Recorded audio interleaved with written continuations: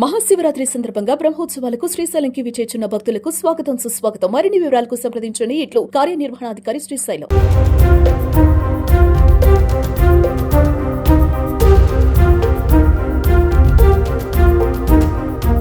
Sir, Adoni Shri మహాయోగి Lakshmamma cooperative బ్యాంక్లో గత సంవత్సరం 3 నెలల్లో ఎఫ్ఐఆర్ బుక్ అయింది. అంటే 3,24,00,000 రుణాలకు సంబంధించినది ఫేక్ డాక్యుమెంట్ పెట్టారని చెప్పేసి యాజమాన్యం కంప్లైంట్ ఇచ్చింది.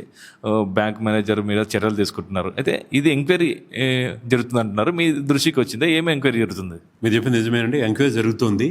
దాని మీద మొదట చెప్పాల్సిన విషయం అంటే మహియోగి లక్ష్మమ్మ టౌన్ బ్యాంక్ మీరు అంటున్నది Mahayogi Lakshmamma town bank mutual aided societies act కింద రిజిస్టర్ అయింది.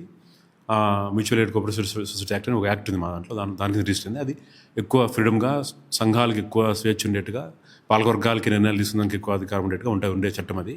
దాని కింద ఎల్లమల్లేశప్ప అనే ఒక ఫిర్మ్కి ఇచ్చిన లోన్ ఏదో దాని రికవరీలో సమస్య ఉందని చెప్పేసి ఎంక్వైరీ వాళ్ళని అడిగారు. మా కమిషనర్, సహకార కమిషనర్ గారిని.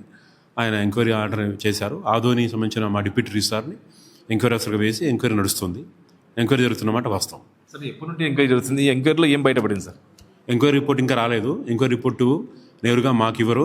ఎంక్వైరీ ఆఫీసర్ నేరుగా కమిషనర్కి ఇస్తారు. అర్బన్ బ్యాంక్స్ మీద జరిగే ఎంక్వైరీస్ అన్ని కూడాను కమిషనర్ ఆధ్వర్యంలో నడుస్తాయి కాబట్టి ఎంక్వైరీ రిపోర్ట్ కూడా ఎంక్వైరీ ఆఫీసర్ అక్కడ నేరుగా వాళ్ళకి ఇస్తారు. వాళ్ళ తర్వాత బ్యాంకు పంపిస్తారు. దాంట్లో ఉండే దీన్ని బట్టి నాకు ఎంక్వైరీ రిపోర్టులో ఏం కాంటెక్స్ట్ తెలియదు. నాకు ఎంక్వైరీ రిపోర్ట్ నడుస్తుంది. ఎంక్వైరీ రిపోర్ట్ ఇంకా కమిషనర్ గారికి సబ్మిట్ చేసే దశలో ఉంది, ఆఖరి దశలో ఉంది. దాంట్లో ఏం జరిగింది? 3 కోట్లు అంటున్నారు. ఇంకా వేరేవి ఏమన్నా ఫర్దర్ ఏమన్నా ఇంకా ఇలాంటివి ఏమన్నా ఉన్నాయని చెప్తున్నారు. ఏమైనా ఆస్కారంగా బ్యాంకులో? అది నాకు తెలియదు. అది ఊహాజనితమైన ప్రశ్నలు చెప్పలేను. కానీ నేను ఇంకా ఏమైనా ఉన్నాయా అంటే తెలియదు నాకు. అలాంటివి ఏమైనా వస్తే తప్ప మేముగా బ్యాంకు యొక్క ఇన్స్పెక్షన్స్ అట్లా ఏం చేయం. మేము బ్యాంక్ ఇన్స్పెక్షన్స్ల ద్వారా చూసిన మా విషయం కాదు. అది వాళ్ళే అడిగిన ఇష్యూ కాబట్టి వాళ్ళు ఇంకా అలా ఏమైనా వాళ్ళ దగ్గర కనుక్కుంటే, అంటే ఇవంతా కూడాను గట్టు మురళీ కుమార్ అనే ఒక సీఈఓ చేసిపోయిన అక్రమాల కింద చెప్తున్నారు. అవన్నీ ఆయన సర్వీసు ఆఖరిలో ఉన్నప్పుడు చాలా మిస్ఆపరేషన్ చేశాడని, లోన్లు చాలా తన ఇష్టానుసారం వ్యవహరించాడని చెప్పేసి ఆయన మీద అభియోగాలు ఉన్నాయి. ఆ అభియోగాల మీద ఆయన్ని డిస్మిస్ కూడా చేయడం జరిగింది. సో ఇంకా అలాంటివి ఎన్ని బయటపడితే తెలియదు నాకు. ఆయన చేసిన కృత్యాలు ఏమి ఉంటాయి కదా, తెలియవు. ప్రస్తుతానికి ఇది ఒకటి మాత్రమే ఉంది. అయితే చిన్నవి ఏవో పిటిషన్స్ అవి వస్తుంటాయి వాళ్ళ బ్యాంక్ మీద. అవి ఇంటర్నల్ మ్యాటర్స్ సంబంధించినవి కాబట్టి అక్కడే వాళ్ళు తెలుసుకుంటారు. అది ఈ బ్యాంక్లో ఎవరు కూడా ఇన్వాల్వ్ అయ్యట్లేదు సార్? అధికారులు మటుకు ఏమన్నా అక్రమాలు జరిగితే దాని మీద ఎవరు ఇన్వాల్వ్ అవుతారు? ఇన్వాల్వ్ అవుతారు. గవర్నమెంట్కు ఎప్పుడైనా సరే ఇన్వాల్వ్ అవడానికి ఆస్కారం ఉంటుంది. సిమ్మోటో కూడా ఎంక్వైరీ వేయచ్చు. అయితే రోజువారీ వ్యవహారాల్లో మాత్రం కావాలని మేము మామూలుగా వేరే సొసైటీస్ యాక్ట్ కింద రిజిస్టర్, మా 1964 యాక్ట్ కింద రిజిస్టర్ అయిన సంఘాలకు చేసే అట్లా తనిఖీలు కానీ ఆడిట్ కానీ మేము నిర్వహించాం. దానికి వాళ్ళకు కొంచెం ఎక్కువ స్వేచ్ఛ ఉంటుంది ఆ సంఘంలో, ఆ వ్యవహారాల కింద, ఆ సంఘం చట్టం కింద. కాబట్టి వాళ్ళ ఆడిట్ వాళ్ళు జరుపుకుంటారు, వాళ్ళ ఎన్నికలు వాళ్ళే జరుపుకుంటారు. కాబట్టి మేము అదే పనిగా వెళ్ళేసి చూసేదానికి ఆస్కారం ఉండదు. ఇతరత్రా బయటకి ఏమైనా పేపర్ల ద్వారా కానీ ఇతరత్రా బయటకు వస్తే తప్పకుండా సుమోటో కానీ కూడా ఎంక్వైరీ వేయచ్చు. మేము చేస్తాం, దానికి చేయమని చెప్పట్లేదు. ఎప్పుడు మేము ఎట్లా మరి వాటిని మేము కంట్రోల్ చేస్తామంటే, వాళ్ళు ప్రతి సంవత్సరం కూడాను జనరల్ జరుపుకొని ప్రతి సంవత్సరము ఆ బ్యాంకులో, అలాంటి బ్యాంకులో అంటే పరస్పర సహకార చట్టం కింద రిజిస్టర్ అయిన సంఘాలు ఏవైనా సరే ప్రతి సంవత్సరం ఎలక్షన్ జరుపుకోవాలి జనరల్ బాడీలో. అంటే అది రాజ్యసభలాగా రొటేషన్ జరుగుతుంటుంది. ఒక 9 మంది డైరెక్టర్లు ఉంటే 3 సంవత్సరాలకు పదవీ కాలం ఉంటే ప్రతి సంవత్సరం 3 మారుతుంటారు. మన రాజ్యసభలో ఎట్లయితే మారుతారో అట్లా మారుతుంటారు. సో 3 మారినప్పుడు అంటే ఆ 3 ఎప్పుడు ఎన్నుకోవాలా? ప్రతి సంవత్సరం సెప్టెంబర్లో జరిగే జనరల్ బాడీలో ఎన్నుకోవాలి. అట్లనే ప్రతి సంవత్సరము చైర్మన్ గారిని ఎన్నుకోవాలి. ఆ ముగ్గురు డైరెక్టర్లు జరిగిన తర్వాత అందరూ కలిసి మరి ఇంకోసారి చైర్మన్ ఎన్నుకోవాలి. అంటే చైర్మన్ పదవీ కాలం 1 సంవత్సరమే ఉంటుంది నిజానికి. అదే చైర్మన్ మరీ అవుతూ ఉండొచ్చు, అది వేరే విషయం. మళ్ళీ అయితే ప్రతిసారి కొత్త ఎన్నికే. సో అట్లా చైర్మన్ ఎన్నిక జరుగుతుంది, 3 పాలకవర్గాల ఎన్నిక జరుగుతుంది. ఇతరత్ర అన్ని తీసుకున్న నిర్ణయాలన్నీ కూడా జనరల్ బాడీలో ప్లేస్ అవుతాయి. ఆడిట్ రిపోర్ట్ నడుస్తుంది, ఆడిట్ రిపోర్ట్ కూడా చర్చ నడుస్తుంది. ఆడిట్ రిపోర్ట్లో వచ్చినటువంటి విషయాల మీద అవన్నీ కలిపి మాకు నివేదిక అందిస్తారు డీసీఓకి. సో సంవత్సరంకి ఒకసారి వాళ్ళు ఫైల్ చేసే దాన్ని రిటర్న్ అంటాము. ఆ రిటర్న్లో మాత్రమే తెలుస్తుంది వాళ్ళు ఏం చేశారని చెప్పేసి. ఇతరత్ర విషయాల్లోకి పబ్లిక్కి ఏదైనా పేపర్ ద్వారా కానీ ఇతరత్ర మామూలుగా ఏమైనా విషయాలు తెలుస్తాయి కదా, అప్పుడు సుమోటోగా ఆ గ్రావిటీ బట్టి, ఆ ఘాటత బట్టి, ఆ చెప్పిన అంశంలో ఘాటత బట్టి ఎంక్వైరీస్ నేరు కూడా వేస్తాం. లేకుండా ఉండదు లేదని చెప్పి అయితే లేదు.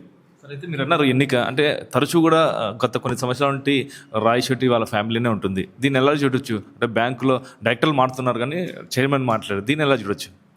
అది నేను మాట్లాడదగిన విషయం కాదు. ఎందుకంటే సభ్యుల యొక్క పాత్ర ఎక్కువ ఉంటుంది ఆ పరస్పర సహాయ సహకార సంఘాల బ్యాంకుల యొక్క దీంట్లో.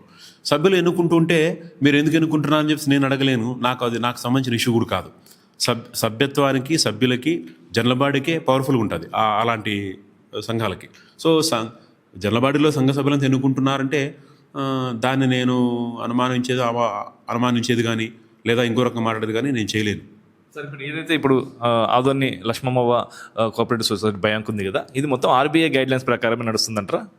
తప్పకుండా ఆర్బీఐ గైడ్లైన్స్ ప్రకారమే నడుస్తుంది. ఆర్బీఐ లైసెన్స్ ఇస్తుంది. ఆర్బీఐ పీరియాడికల్గా ఇన్స్పెక్షన్ చేస్తుంది. చివరికి వాళ్ళు జరిగే అన్ని ఇంటర్నల్ మ్యాటర్స్ కూడాను అది నేరుగా స్క్రూటినీ చేస్తుంటుంది. సో ఆర్బీఐ కంట్రోల్లోనే పనిచేస్తుంది.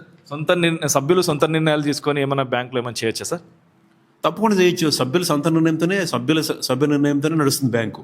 సభ్యులు జనరల్ బాడీలో తీసుకున్న నిర్ణయాల ప్రకారమే నడుస్తుంది. ఏ విషయాలైనా సరే జనరల్ బాడీలోనే వాళ్ళు రైజ్ చేయాలి, చెప్పాలి పాల్గొనకాన్ని. ఆర్బీఐ గైడ్లైన్స్కి వ్యతిరేకంగా సభ్యులు నిర్ణయించుకొని దాన్ని ముందుకెళ్తే అది ఎలా చూడొచ్చు?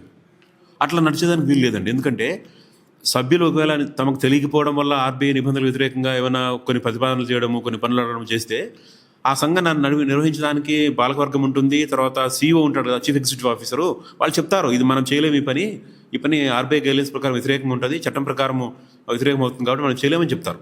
అంతే. అట్లా అడిగినంత మాత్రాన అడగడంలో వాళ్ళకి తెలియనితనం ఉంటుంది సభ్యులకి. దాన్ని సరిగ్గా గైడ్ చేయాల్సింది CEO of the bank only.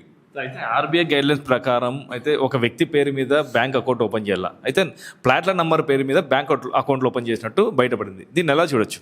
ఏమో నాకు అది తెలియదండి. మీరు చెప్తున్నారు కానీ దాన్ని అట్లా నమ్మను నేను. ఎందుకంటే వేరే వాళ్ళు ఎవరైనా సరే కావాలనే అట్లా ఓపెన్ చేస్తే వాళ్ళ మీద రుతున్నారేమో. ఎట్లా చెప్తాను చెప్పండి. ఏ బ్యాంకు కూడాను చిన్నది కానీ పెద్దది కానీ మా కోఆపరేటివ్ బ్యాంక్స్ కావచ్చు, అప్పుడు మామూలుగా ఉండే కమర్షియల్ బ్యాంక్స్ కావచ్చు, ఎన్నో ఉన్నాయి కదా కమర్షియల్ బ్యాంక్స్ కూడా. ఏ బ్యాంకులో కూడా అట్లా అకౌంట్ నెంబర్ మీద, ఒక ప్లాట్ నెంబర్ మీద, ఒక డిజిటల్ నెంబర్ మీద అకౌంట్ ఓపెన్ కాదు కదా. వ్యక్తులకు అవుతుంది, సంస్థలకు అవుతుంది. అట్లా చేయొచ్చు సార్? ఆస్కారం ఉందా? చేయకూడదండి. చేయడానికి వీలే లేదు, చేయకూడదు కూడా. సార్ ఇప్పుడు ఇది sir Adoni Lakshmamma bank passbook, ఇది పాస్బుక్ అది మీరు చెప్తున్నారు ఆమె ఎంబ్లంతో పాటు. ఇది చూడండి సార్, ఇది కూడా ఇది ఫ్లాట్ నెంబర్తో సహా ఉంది. అది ఎట్లా నమ్ముతాను? మీరు ఫేక్ చేసి ఉండొచ్చు కదా, మీరే క్రియేట్ చేసి ఉండొచ్చు కదా నాకు చూపించడానికి. నేనేమంటానంటే బ్యాంక్దే కదా మీకు తెలుసు, నాకు తెలియదు. ఏంటంటే నాకు బ్యాంకులో ఎన్ని అకౌంట్ నెంబర్లు ఉంటాయి, ఎవరెవరి పేరు మీద ఉంటాయో నాకు తెలియదు. అంటే దీంట్లో ఓపెన్ చేశాను మీకు ఎగ్జాంపుల్. అది చేయడానికి వీల్లేదు. చేసే ఆర్బీఐ ప్రకారం వ్యతిరేకించిందే కదా సార్.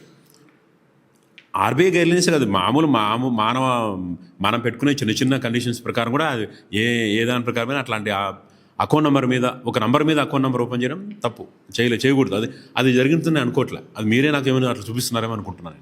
సార్ అయితే బ్యాంక్ ఏదైతే ప్రాపర్టీ పెట్టి రుణం తీసుకున్నాక ఆ రుణం తీసుకోకపోతే ప్రాపర్టీని వేలం పట్ట వేయాలా, లేకపోతే ఫ్లాట్లెస్ అమ్మాలా సార్? రుణం వాళ్ళ వేల మీద అమ్ముకోవాలా? మార్ట్గేజ్ లోన్ అంటారు. మార్ట్గేజ్ లోన్ ప్రకారం లోను ఏ రుణం పెట్టేసి లోన్ తీసుకుంటారో ఆ ప్రాపర్టీ మార్ట్గేజ్ చేసేసి వాళ్ళ అమౌంట్ రికవర్ చేసుకుంటారు. అయితే ఫ్లాట్లెస్ అమ్మారని చెప్పేసి ఒక ఆరోపణ వస్తుంది దీని మీద, ఈ బ్యాంక్ మీద. దీన్ని ఎలా చూడొచ్చు? నేను వినలేదు, నాకు తెలియదు. మరి నేను చెప్పను. నేను కామెంట్స్ కనీసం పేపర్లో కూడా రాలేదు. నేను వినలేదు కాబట్టి అలా జరిగి ఉంటుంది నేను అనుకోవట్లేదు. అలాంటి చేస్తారు రూల్, అంటే ఆర్బీఐ రూల్ ప్రకారం అలాంటి చేయకూడదా? ఫ్లాట్లెస్ అమ్మే అధికారం ఉందా లేదా వాళ్ళకి? లేదు. అది అరుణ్ బ్యాంకు, అది ప్రజల యొక్క అవసరాలకు లోన్లు ఇవ్వడము, రికవర్ చేసుకోవడం ఉంటుంది. కానీ వాళ్ళు ప్లాట్లు వేసే సంబంధించినటువంటి యాక్టివిటీ చేసేదానికి లేదు. అట్లాంటివిగా వాళ్ళకి అలాంటిగా ఇదే ఉండదు. సార్ అయితే ఇంకోటి సార్, రుణాలు ఇచ్చిన వెంటనే రుణాలు కూడా కొన్ని రుణాలు మాఫీ చేసేది అని అంటున్నారు. దాంట్లో ఆ బ్యాంకులో మాఫీ చేస్తున్నారు రుణాలు అంటున్నారు. మాఫీ చేయాలంటే ఏం అర్హత ఉండాలి అవతల ఖాతాదారునికి?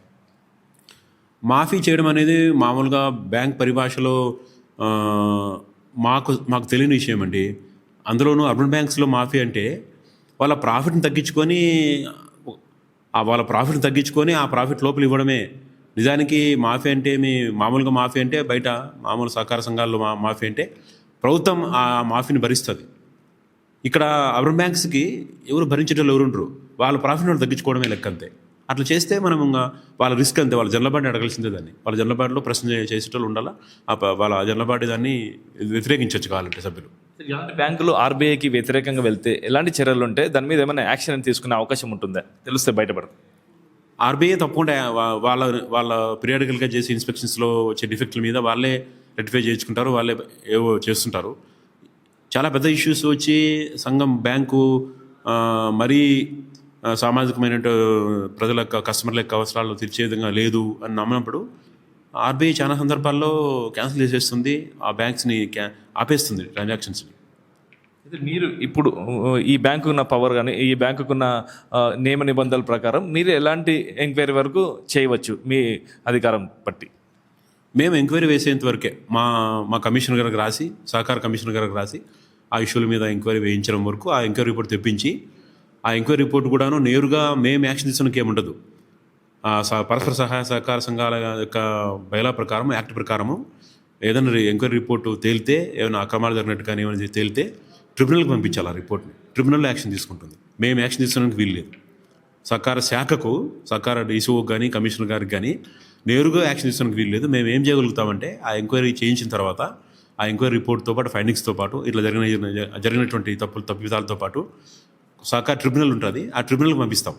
ట్రిబ్యునల్ తర్వాత లీగల్ యాక్షన్స్ తీసుకుంటుంది. మేము తీసుకున్న వీలు లేదు. సంవత్సరం అవుతుంది 3 కోట్ల చిల్లర, 3,24,00,000 సంబంధించినది ఫేక్ ల్యాండ్ పెట్టినారని చెప్పేసి ఎంక్వైరీ కూడా చెప్తుంది. ఎందుకు సార్ ఎంక్వైరీ రిపోర్ట్ ఇంతవరకు బయటికి రాలేదు?